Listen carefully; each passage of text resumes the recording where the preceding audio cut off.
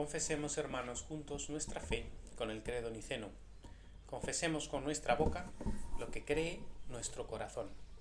Creo en un solo Dios, Padre Todopoderoso, Creador del cielo y de la tierra, y de todas las cosas visibles e invisibles, y en un solo Señor Jesucristo, Hijo unigénito de Dios, engendrado del Padre antes de todos los siglos, Dios de Dios, luz de luz, verdadero Dios de verdadero Dios, engendrado, no creado, consubstancial al Padre, por quien todas las cosas fueron hechas, quien por los hombres y por nuestra salvación descendió del cielo y fue encarnado por obra del Espíritu Santo, de María la Virgen, y fue hecho hombre.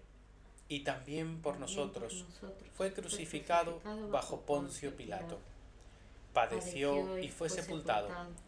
Resucitó al tercer día según las Escrituras. Ascendió a los cielos y está sentado a la diestra del Padre. Y vendrá otra vez con gloria a juzgar a los vivos y a los muertos, cuyo reino no tendrá fin. Y creo en el Espíritu Santo, Señor y dador de vida, procedente del Padre y del Hijo, quien con el Padre y el Hijo juntamente es adorado y glorificado, quien habló por los profetas. Y creo en la Iglesia, una, santa, católica y apostólica. Y reconozco un bautismo para remisión de pecados y espero la resurrección de los muertos y la vida en los siglos venideros. Amén. Nos sentamos, hermanos. Damos gracias al Señor por este día santo, domingo, día del Señor. Es el domingo 14 después de la Santísima Trinidad y también fecha en la que celebramos la memoria del apóstol San Mateo. Celebramos hoy su memoria, aunque el sermón de esta liturgia, de esta Santa Comunión, estará enfocado en lo que sigue en el calendario, pero hacemos memoria de este apóstol también como ejemplo de la fe y ejemplo de conversión, ¿no? Aquel que fue pues un pecador consumado, ¿no? Como sabéis, Leví, Mateo, era pues un publicano, ¿no? De estos que son reconocidos en el Evangelio como que llevan en sí el estigma, ¿no? De ser estos pecadores avaros que trabajaban para el Imperio Romano. Y él se convirtió a Cristo y dejando todo, pues le siguió. Así que ese es un ejemplo de conversión para nosotros. Pero bien, realmente el Evangelio de esta mañana tiene también relación, querámoslo o no, con la figura de Mateo, que como digo, habiendo sido pues un publicano y avaro, renunció a todo eso para seguir al Señor, se despojó de su antiguo Dios, de las riquezas, para entregarse como su único Señor a Jesucristo. Y la parábola que vamos a ver hoy, que el Señor Jesús nos enseña, está directamente relacionada con esto. Es una parábola misteriosa, es una parábola paradójica, no es sencilla de entender y muchas personas la han entendido mal, pero por la gracia de Dios vamos a pedir al Señor que nos asista en la meditación de su palabra. Bendito Señor, derrama en nosotros y en todo tu pueblo tu Espíritu Santo. Danos espíritu de sabiduría y de entendimiento, para que tu palabra sea vida en nuestros corazones y nos transforme. Te lo pedimos siempre, por amor de Jesucristo nuestro Señor. Amén. Bien, la lectura del Evangelio de hoy, pues continuando el camino por el que nos lleva San Lucas, se encuentra en el capítulo 16. Esa ha sido la lectura del Santo Evangelio. Estos primeros versículos, hasta el 13, básicamente, de San Lucas 16. Recordad que el Evangelio de Lucas nos está llevando ya desde el capítulo 9 camino hacia Jerusalén, camino hacia la consumación de la obra de Cristo en la cruz. Pero en ese camino de ascenso hacia Jerusalén, el Señor va teniendo varios encuentros. San Lucas nos va narrando una serie de situaciones que el Señor va encontrando en ese camino. En el sermón anterior hemos visto al Señor Jesús instruir al pueblo en tres parábolas, ¿no? Tres parábolas que tenían que ver con el corazón de Dios hacia el pecador.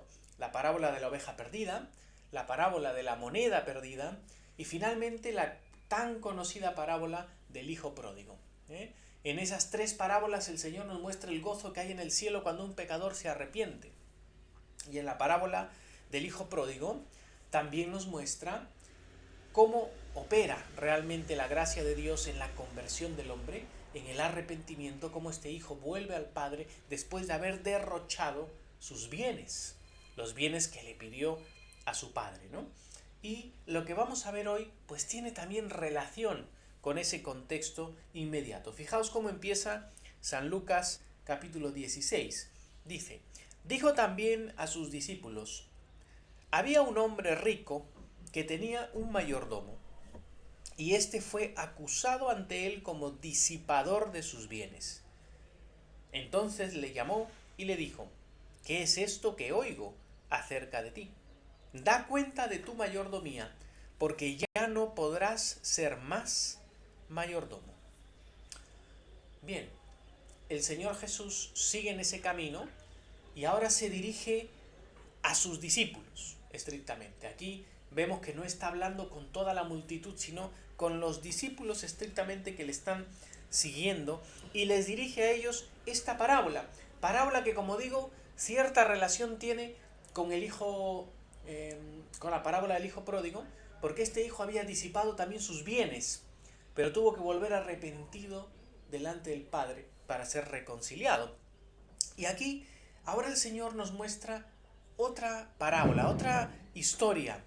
Y para esto es importante que recordemos lo que son las parábolas y cómo funcionan las parábolas en el tiempo del Señor. Pues las parábolas eran una forma común de enseñanza que utilizaban los maestros judíos pues a multitud de discípulos, ¿no? Y estas parábolas eran historias cotidianas, eran historias que tenían que ver con la realidad que ellos vivían día a día. Y a través de esas historias, o en esas historias, se sacaban enseñanzas espirituales, es decir, aplicaciones para la vida espiritual. Las parábolas entonces apuntan siempre hacia una verdad clave, una enseñanza clave que el maestro, en este caso el Señor, quiere transmitir. Ahora tenemos que tener en cuenta algo. No siempre cada detalle de la parábola está apuntando a una enseñanza espiritual.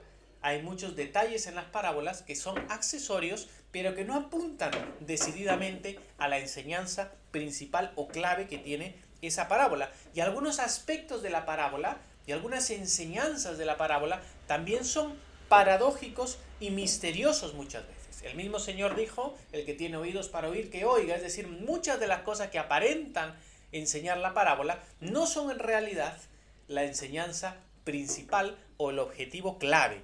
Y ese es el caso en esta parábola, que, como digo, a muchas personas en la historia de la Iglesia les puede haber resultado algo confusa. En esta parábola tenemos dos personajes principales. Uno de ellos es el hombre rico, el señor de esa casa, y el otro personaje es su mayordomo, ¿no? En aquella época, pues estos hombres ricos, los señores, tenían empleados de confianza a los cuales pues les asignaban la tarea de ser administradores, mayordomos. En griego la palabra es oikonomos, ¿no? De donde viene economía, ¿no? Oikos significa casa y nomos significa ley. Entonces, economía significa la ley de la casa y el ecónomo es el que administra la casa. Es pues efectivamente el mayordomo. Entonces, en esta historia aparece este señor de la casa y aparece su ecónomo, ¿no? Su ecónomo, su administrador, el que va a administrar y gestionar sus bienes, Estos administradores podían ser esclavos en aquella época o también hombres libres, ¿no? Cualquiera de esas dos figuras podían cumplir la tarea de un administrador. En esta parábola que nos relata el Señor Jesús, el mayordomo es acusado de disipar los bienes de su amo, es decir, de administrar mal los bienes, lo que le pertenece a su señor. pero que él administra simplemente. No son suyos, son de su señor, pero él los administra indebidamente, malversa esos bienes que no le pertenecen.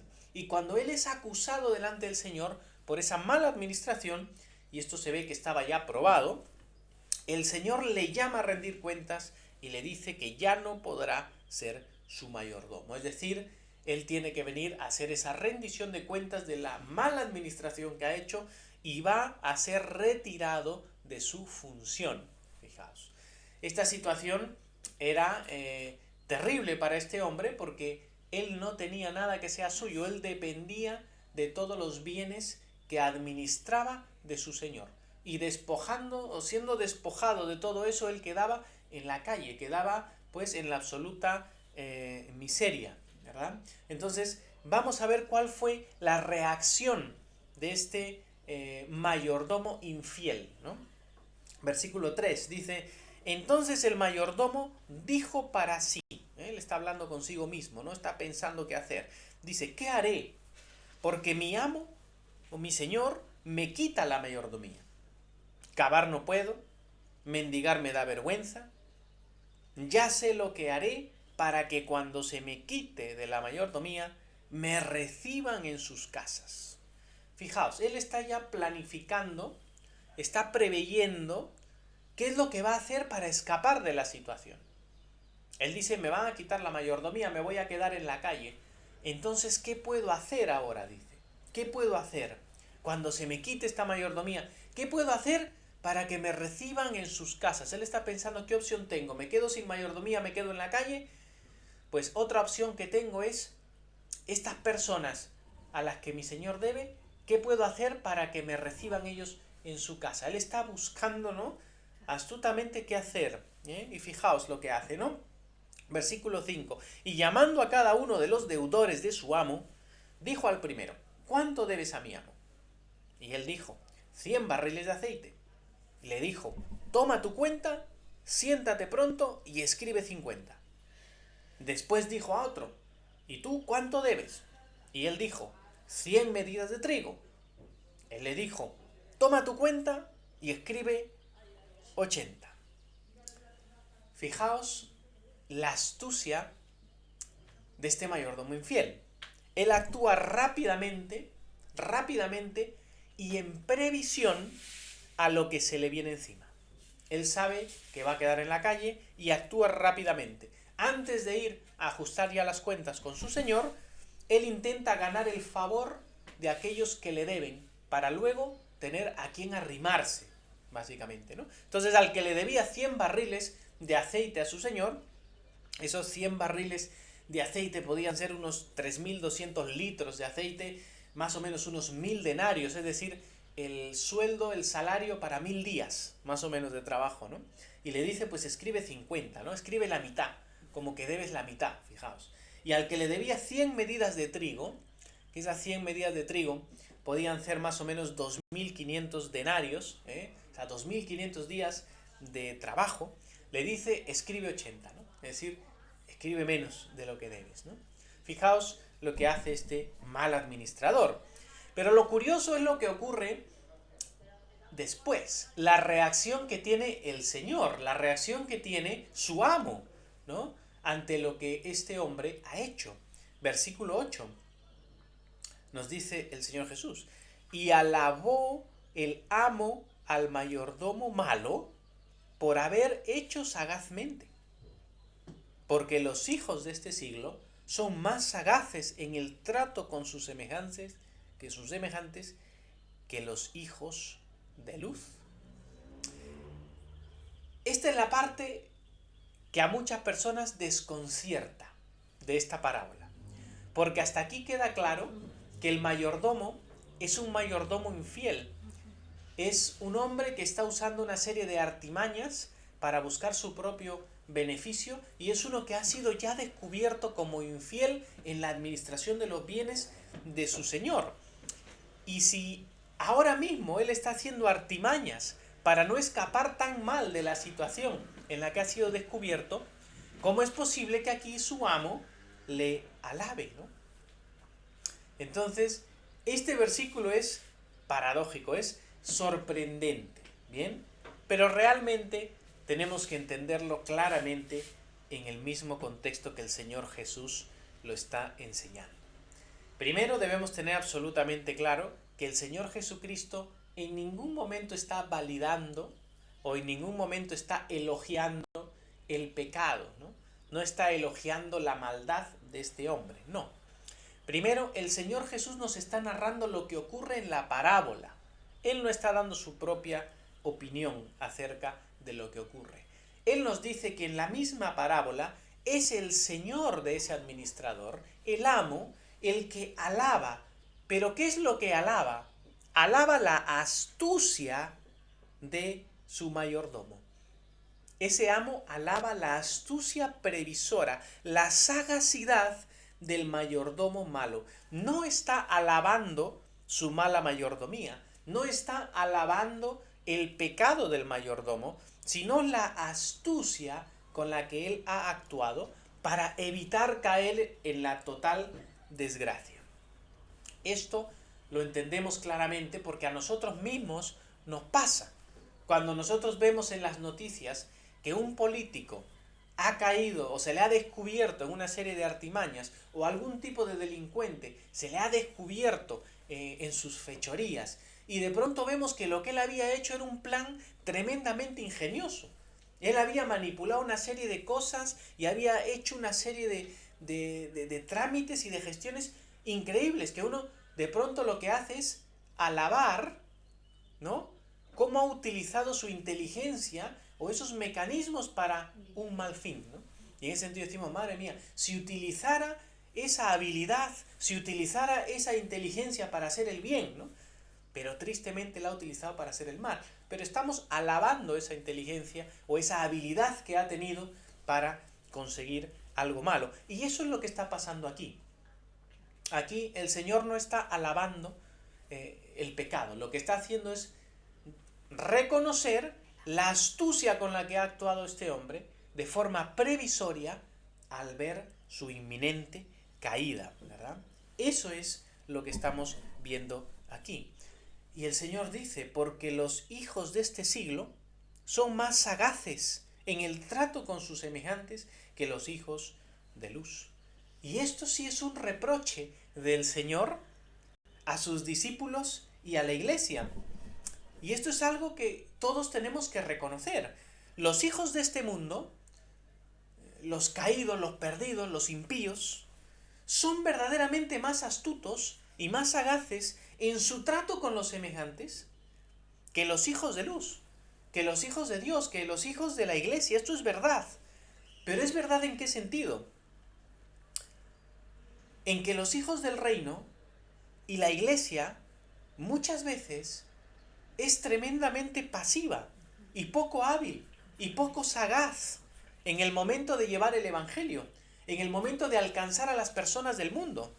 Pero los perdidos no tienen ninguna vergüenza en exponer sus ideologías, en exponer sus estilos de vida vergonzosos y defenderlos incluso con gran virulencia.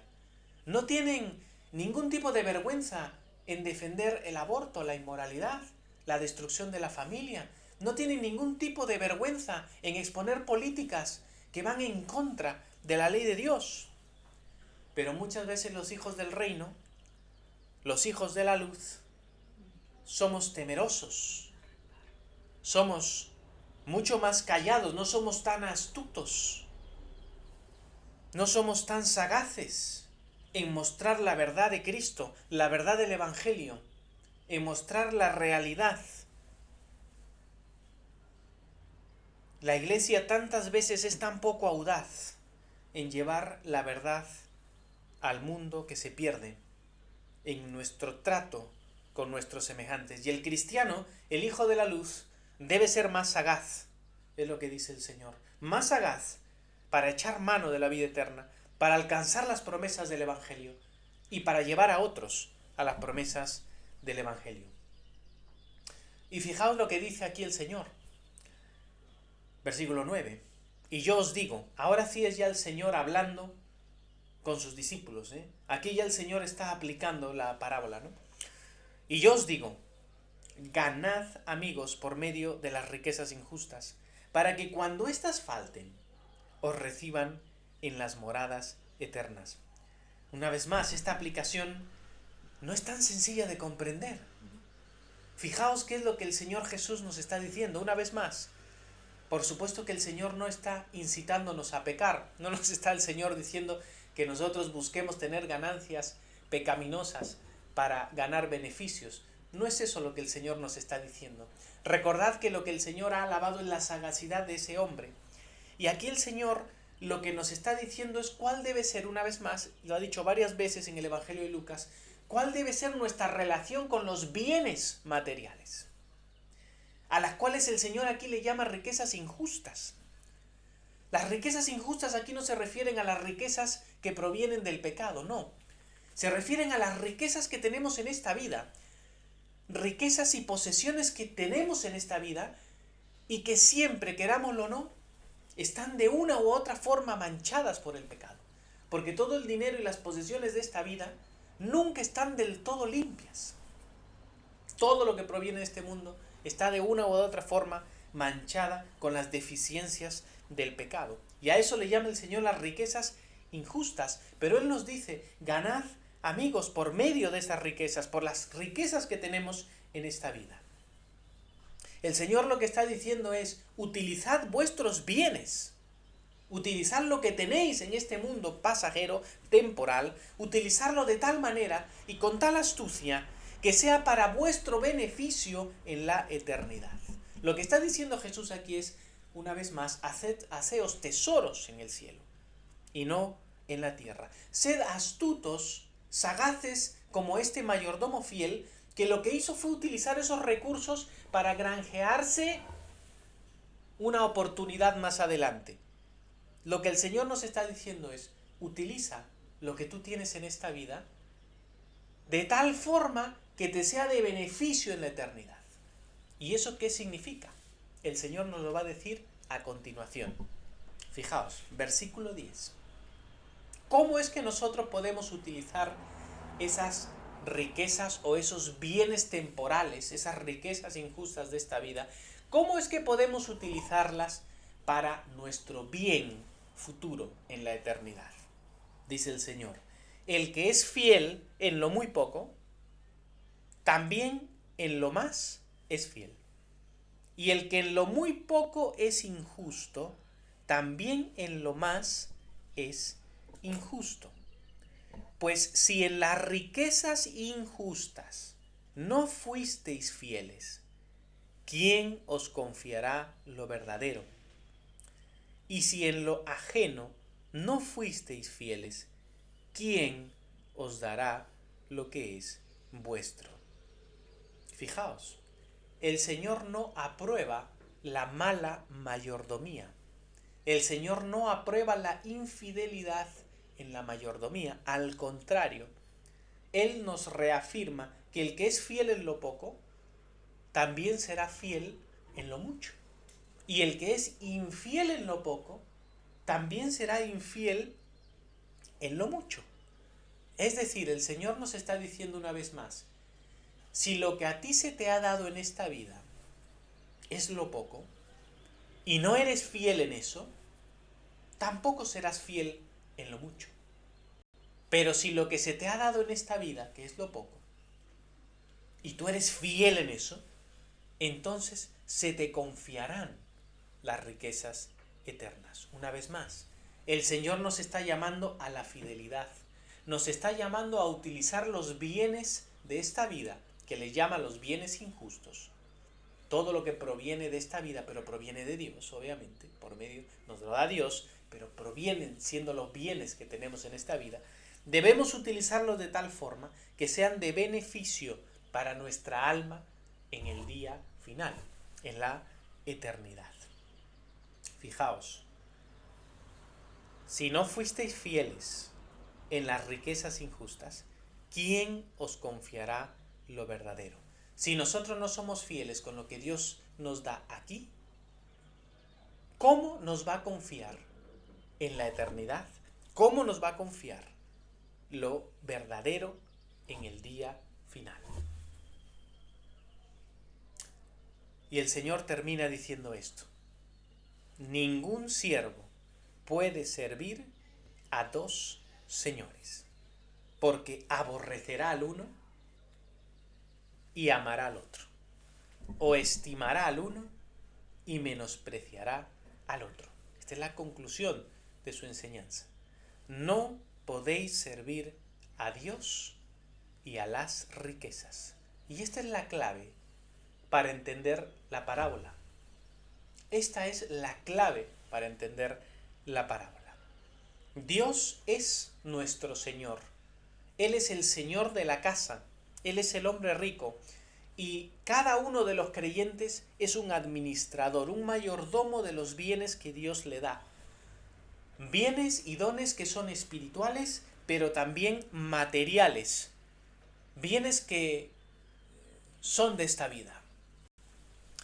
Y Dios requiere de nosotros fidelidad en la administración de esos bienes. No nos pertenecen, todo le pertenece a Él. Todo lo que tenemos espiritual y materialmente le pertenece a Dios, y Dios requiere de nosotros fidelidad en administrar lo poco para luego recibir lo mucho o lo verdadero. Eso es lo que Jesús está diciendo.